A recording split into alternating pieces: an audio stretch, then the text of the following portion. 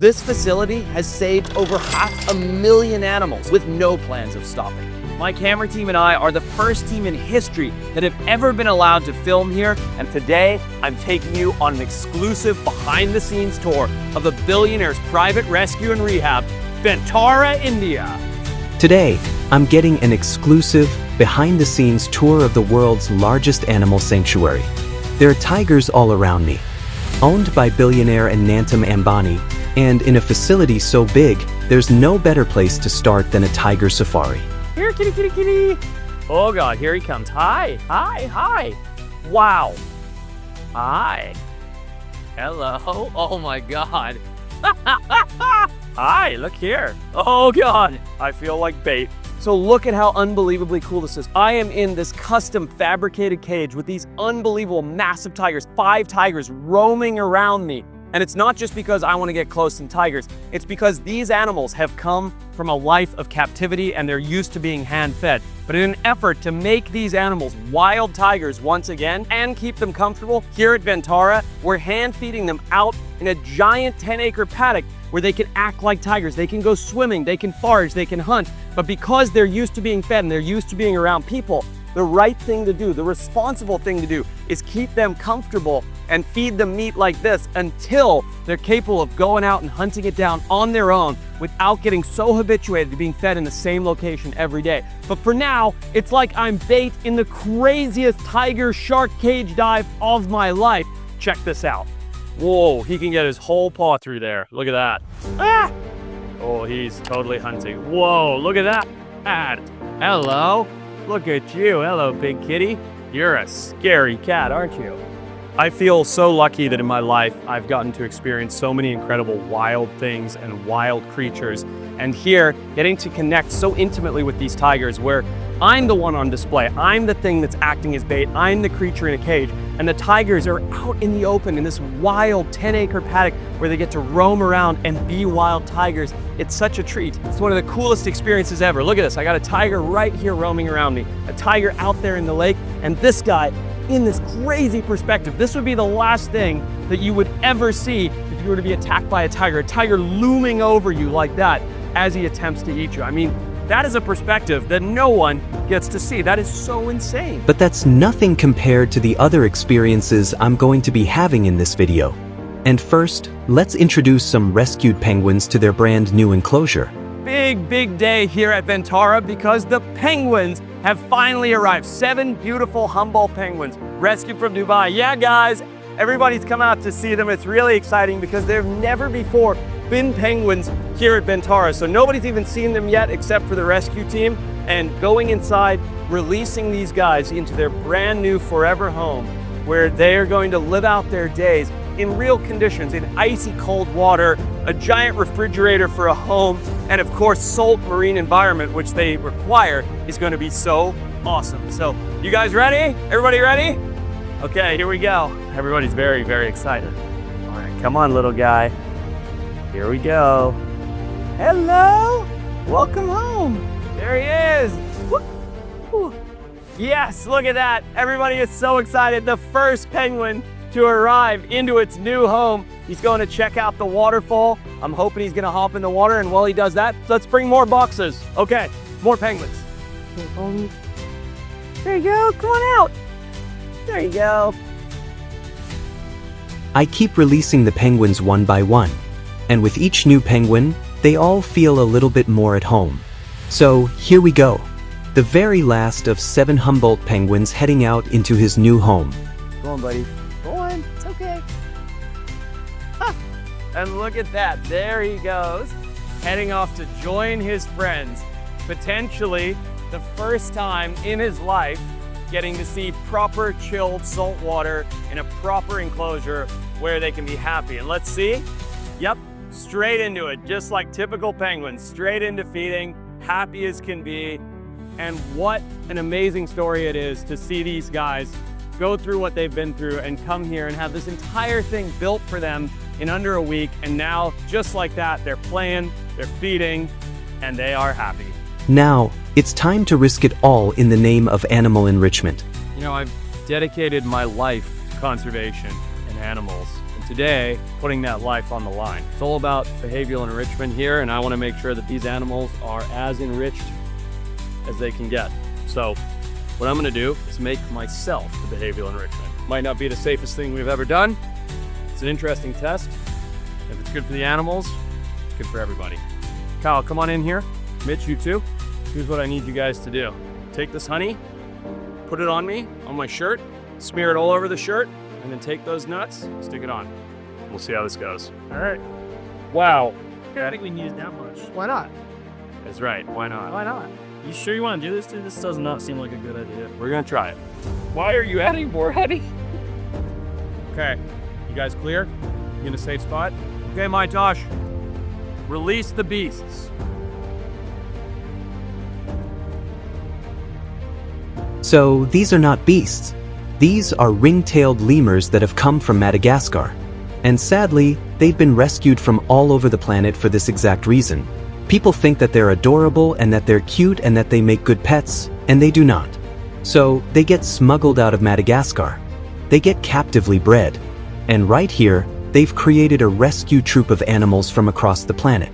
And we thought, because most of them have been hand-raised, it would be fun to make ourselves a little bit of behavioral enrichment and let them come and jump all over us, lick some honey, eat some raisins, and have fun because sadly, these animals can never go back into the wild. This is their life. So look at this. This is iconic of bad husbandry. This lemur here is missing an ear, and back here missing most of his tail. And you can be sure that's from just poor practices, really, of keeping them and why these animals shouldn't be in captivity. So now that we've done the lemur bodysuit, I'm going to grab a quick shower. Let's go check out some other really cool animals. Let's meet a baby jaguar who's been faced with a world of adversity. So Forrest, I want to show you something which actually involves a lot of pain, a lot of suffering, a really dark side of what wildlife trade is doing to this world. Oh, it's a baby jaguar. She has pain and suffering? Yes, her name is Gracia. Hi, Gracie. Oh my God. You notice something? Not really. She's not able to move the hind limbs. That's why she's so calm. Can you believe a jaguar in this big area would stay in front of you? No. Well, I assumed she was an orphan or hand-raised or something. Wait, so her back legs are paralyzed? Not paralyzed, it's known as, let's say, hip-dysplasia. Okay. So a lot of inbred animals has this problem. So Their pocket joints are all infused. And with the growing age, it's becoming still. That must be incredibly painful. It's very bad, but she's a really sweetheart. At this age, a jaguar should explore all the areas around. And they should have played a lot. But with this condition for her, it's very tough. She's a baby, she wants to explore everything. Yeah. So this whole area is designed for her. You see, we have not given any heighted enrichments. There's nothing to climb. Everything is bushy, everything is on ground. So at least she could move, she could play with. And she loves grasses a lot. I see that. Yeah, a lot of grasses have been planted for her. And do you think that she's in... Oh God, that's really hard to look at. Is there anything that can be done for her? We're trying whatever best we can do for her. Look at that. That's terrible. All latest technologies, all the scans, all my veterinarian teams, our biologist team, we're giving her enrichments every day where she's on constant medication also. Yeah, you can see, look at the bridge of the nose, like it's so fat, you know? Very fat. Let's say it's very tough for them to inhale and exhale as well. Yeah, very clear inbreeding. Can I ask you a question? Yeah. What does her future actually look like? I don't know, but our major focus is to let her survive. And we want to see her back on the four legs, how a cat should walk. Let me ask you this then. It's a hard question, especially when you're seeing such a beautiful little animal, but is it worth keeping her alive? Is her quality of life worth it? Yes, there's definitely something. God has sent her on earth. There's something living inside her, and we are trying everything best possible to make her life better. So you do honestly feel like the right thing to do is try everything to keep her alive? This is our child. Yeah. We are doing all the way possible to make her life far, far better than this condition. You're still a big cat, aren't you? You're still such a big kitty.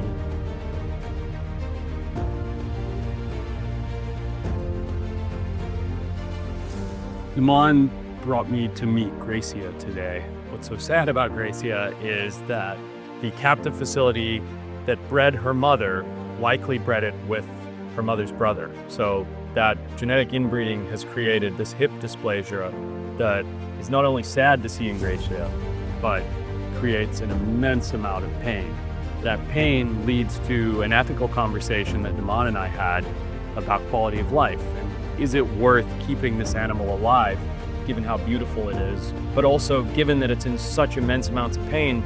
Should it be euthanized? Should it be put down instead of being able to live longer? And Naman said something that really resonated with me as a parent, which was, imagine if this was your child, what would you do? You'd do everything you could to make its life better and keep it alive. And that's what they're doing here. And it's an amazing thing to see, but it doesn't take away how sad of a situation it is for Gracia. But it is beautiful. She is beautiful. Vantara has hopes they can keep Gracia alive until she is fully grown. Only then can they attempt a dual hip transplant to give her working hip joints and hopefully restore her ability to walk.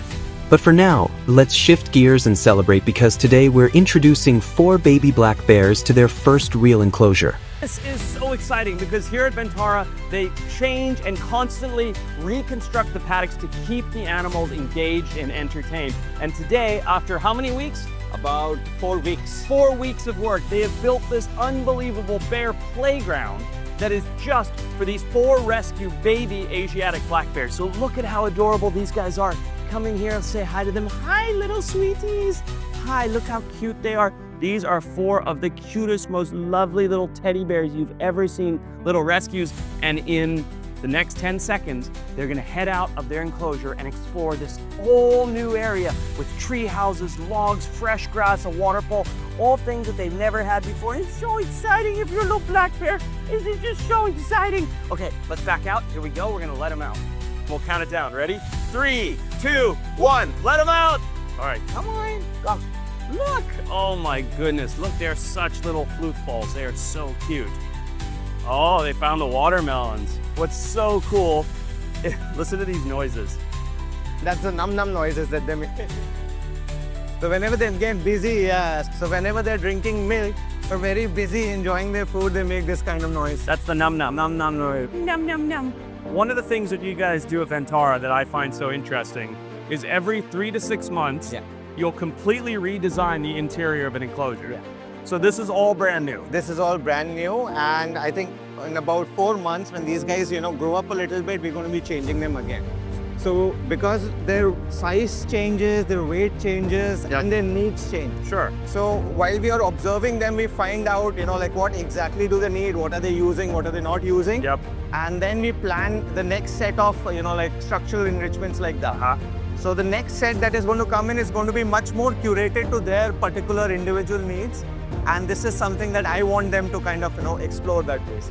Is this the first time they've been in a big paddock? Yes. This is the first time these 4 little Asiatic black bears have been out in a big enclosure. As they grow over the next 4 months, they'll put them back, put them there for maybe another week or 2, tear all this down and rebuild. Rebuild it, But exactly. what is the craziest about that, correct me if I'm wrong, come look, there's nuts for you too. Oh, yes, yes, yes, yes. The craziest thing about that is, if that's not enough, once a year, you'll then rotate them to an entirely new enclosure. Yeah. So new smells, new kind of area, because if in the wild, bears keep walking. Yeah. They don't have very, solid Like a territory. Exactly. Yeah. So it also gives them a nice window to kind of explore other areas also. And the scents, I mean, like for example, we'll move them to a place where it has a scent of another bear. So they're going to be exploring, they're going to be trying to find out what that smell, belongs to. Yep. And that's also sort of enrichment for them. It's like a new, fresh beginning. Look at this, it's just a pile of baby bears living their best life here, and it's just such fun. I mean, this is the best life if you're a little bear. Look at this, I didn't even see this one here. I got a little fluff ball by my knees. Hello. It's just bears everywhere. Little teddy bears everywhere. It's just so freaking cute, and they're just such awesome, exciting little animals. And now they get to grow up not in a cage with a concrete floor with a miserable life, but socialized with a group of others living in an area with tree houses. 4 months, when they outgrow this style of life, this will get changed, and then after another 6 or 9 months, they'll move into another paddock, and their life will continue like that so that there's constant enrichment. It's just great. It's like for each stage of their life, Yeah. you guys build something to keep them happy. Exactly. No zoo, no collection does this. You usually get an animal, you stick an enclosure. Sure, maybe you make improvements, but here you customize the enclosure for each stage of life for the animal, and you move them from enclosure to another to keep it stimulating, keep it like a new environment, keep it like a new part of their life. They always have something to look forward here. Hi, where are you going? Hello, little bear. You're a little bear. Now, it's time to interact with some of the cutest and weirdest animals that roam the planet. But before we get there, I couldn't resist making a quick stop at what might just be the world's only weight loss retreat for crocodiles.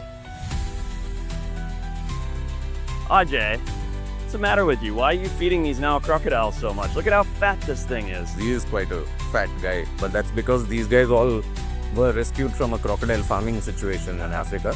Well, not just that though, they're from skin farms, right? Correct. The fatter you make a crocodile, the more skin it has, the better bang for your buck. People always say that saltwater crocodiles are the deadliest crocodile. I think these are much worse. That's really true because they have a lot more access to be deadly than saltwater crocs. That's exactly right. And the fact that they've literally evolved for millions of years to eat large mammals and not fish, these things are targeting us. Aside from how dangerous he is, and quite frankly how dangerous this is sitting here, they're way too fat. Yeah. You know this. So we have these guys on a very, very strict diet plan. His food is actually very strictly rationed and monitored. So he's putting away less than a couple of kilos a week. And I eat more than that. Though. He eats less than that in a week, and what we do to get them a little bit of exercise periodically is also have them swim up and down for their food. So we feed them one bit over there and then call them out to the other end. So we make them work for whatever little bit it is they're eating, so they slowly burn off all the extra weight. So what you're saying is it's fat camp for crocs. More or less. It's more or less. It's crocodile fat camp over here. I love it. I don't want people watching this to be fooled. Just because it's fat doesn't mean it's not dangerous, right? The bigger they are, The more the dangerous. more dangerous they are at the end of the day. This guy is certainly big enough to. But when you think of, things that are really, really obese, you think of limited mobility. Do you mind if I steal this? Absolutely. Let's go over here. Come over here, guys. Look at these two females over here. In my opinion, tell me what you think. As far as body ratio goes, she is even fatter than he is. Correct. Yeah, I mean, these animals are obese, and I think it's awesome that you're doing everything you can to get them back to being healthy, fit, active crocodiles. Well, this is great, Ajay. Thanks for showing me this. Thanks for putting these crocs on a diet. Absolutely. We like to have them this way, and if you like these guys, you should see what we have lined up for you to do next. Ooh, sounds good to me. Bye, big girl, you big fatty. What you're about to witness is beyond rare. In fact, it's the only one of its kind ever recorded. But just as we're on our way to see this extraordinary creature, we stop once again for an unexpected, once-in-a-lifetime opportunity. So this is extremely exciting. Come, girl. Because after spending a couple weeks here working with Dr. Adrian, my good buddy Dean here, shut up. Hello, hello. If you don't know Dean, he's a wildlife conservationist who has an incredible bond with animals. He currently takes care of and lives among a pride of lions at his sanctuary in South Africa. He's here to work with some of the cats, as are we, so I'm very lucky I get to bring this beautiful mama and her 5 cubs out here and give them a feeding, simulating how it would go in the wild. Look at the little puffballs coming behind you, Dean. How cool. yeah, goodness. So we'll just bring this whole goat carcass right there and let mama go to town on it. But you see just how happy and conditioned these guys are. That is unbelievable. What I find so amazing about this breeding program is the future of Indian cheetah conservation. What these guys, I've learned, are being conditioned for is this climate, these microbiomes in their stomach, and just getting ready for India. So these 4 right here and their little sibling, there's 5 babies here, could actually be the future of cheetah rewilding in India and the first successful generation to come back in over 100 years. Wow. Is that the first litter of her? This is her first litter. Yeah. Yep. And these are her first set of cubs. And she came as a rescue here to Vantara, made it here, and now this is the first generation of cheetahs born here at Vantara, and likely them, but I would say almost 100% their offspring will end up being rewilded. And so is it true that if you want to rewild their offspring, then you'll limit or eliminate 100% of human contact? Close, it's a balance. So one thing that we've learned in rewilding programs, especially with big cats, is you don't want them to be so scared of people that you can never observe them, but you don't want them to be so habituated that they come to people. So it's really a delicate balance. At this age and size, it's okay to be close, but as time goes on, we'll sort of wean them off of the tension and get them to a relative level of comfort. Oh, I know, how cute it is. But not conditioned to come to people. So that's what the team here at Vantara are working towards, and I'm just so lucky that I've been able to come and work with these little fuzzballs. I mean, it's a dream come true for me. Amazing. And it's crazy how cool the mother is with us being in the environment. Totally. And this is trust. This is trust that the keepers 100%. have built with her, and I've been coming to see her every day for about 2 weeks now. So I've developed this level of trust. It's just the most natural. Especially a mother and her cubs, no matter what species, is always a very sensitive topic. And if you look at this setup here, especially during feeding session, right, to be able to be that close, I mean, I guess I'm one of the only one who can do that with my lions in South Africa, but seeing this amount of trust being built here in Vantara is absolutely insane. It's been a fantastic, It's been a fantastic experience to share this here with Dean. And Mama says, hey, back off, we're gonna eat. So we're gonna do that, we're gonna let her be. Buddy, thank you, man. Thank you very much, appreciate it. Now, it's time to meet the genetic marvel and world's only leucistic okapi. But getting close is not going to be easy as he doesn't like strangers very much. Mishu, just give me a little space, just lens in. Hey, Mizu. Almost. Mishu, look. Hi. Nope. Hi. Look at this. This is not working. I'm trying to feed him all of his favorite foods, and it's just not working. Luckily, one of his keepers has an idea. For the last 20 minutes, I've been trying to get close to Mizu, the world's only leucistic okapi, to show how incredibly special it is, and the keeper here is suggesting that it's the dress code. He's used to a certain dress code as performed by his keepers. So I'm gonna put on his sweatshirt. All right, take 400. I start approaching at a pace that a normal keeper would. Mizu, what's this, buddy? Mizu already looks a little less tense than before. I cannot believe that worked. That's insane. Look at how crazy this is. This is literally the rarest of rare creatures here. The world's only leucistic okapi named Mizu, which is Swahili for ghost. There is nothing more rare at this entire facility. And arguably no creature more rare on Earth than this right here, the world's only leucistic okapi. It's an unbelievable looking thing. Okapis already don't look real.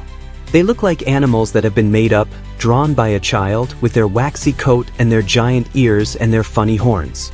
And this one being leucistic, it really does look like a ghost. What's so cool is we're sort of in the back corner of this enclosure for Mizu, the young male here, but he's got a big, beautiful female over there in this huge acre-wide paddock that he gets to grow up in, which when coming from a super congested private collection in the UAE to this is unbelievable. Getting to see this leucistic okapi, this creature that is so otherworldly is, it is truly an unbelievable thing. And just like a ghost, that's it. That's as much as he's gonna give us. But wow, that is honestly the most beautiful animal I think I've ever seen. Bye, buddy.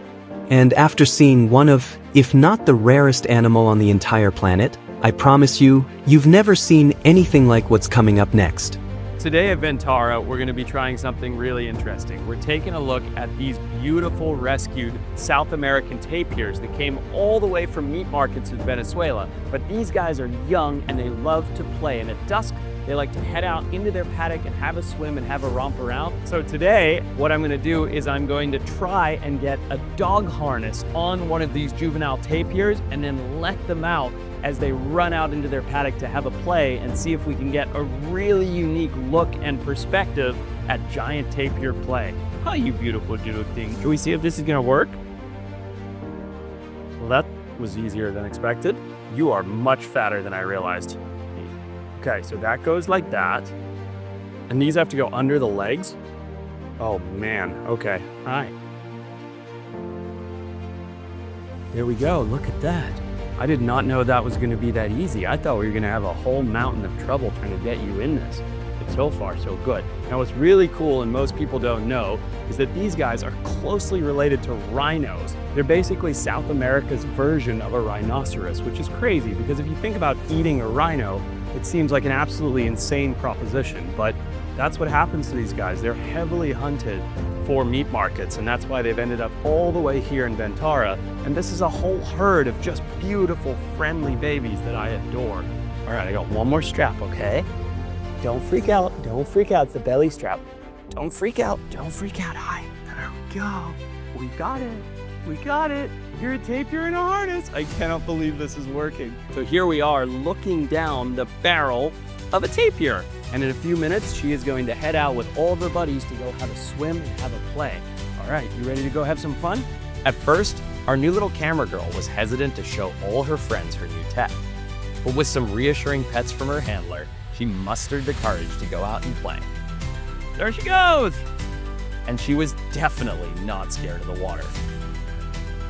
She even left a little surprise for our camera team. So here we are with all the baby tapirs, and they're heading out in the water, including our hilarious tapir-vision camera as they're swimming around. Look at them all. Hey, Scruffy, here, have a banana. Oh, that didn't work.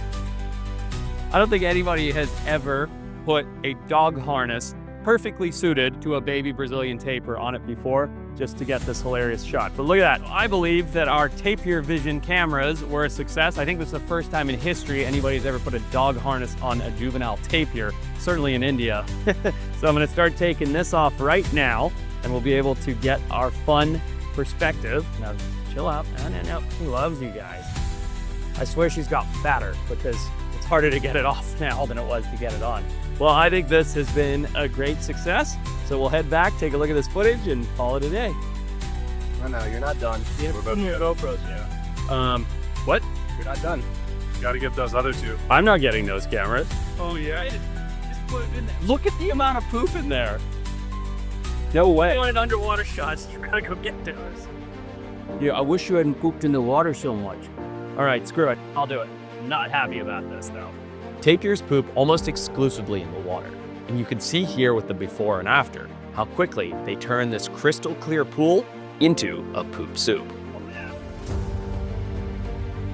Look at the size of these freaking nuggets that I'm in here. Oh, swimming wet.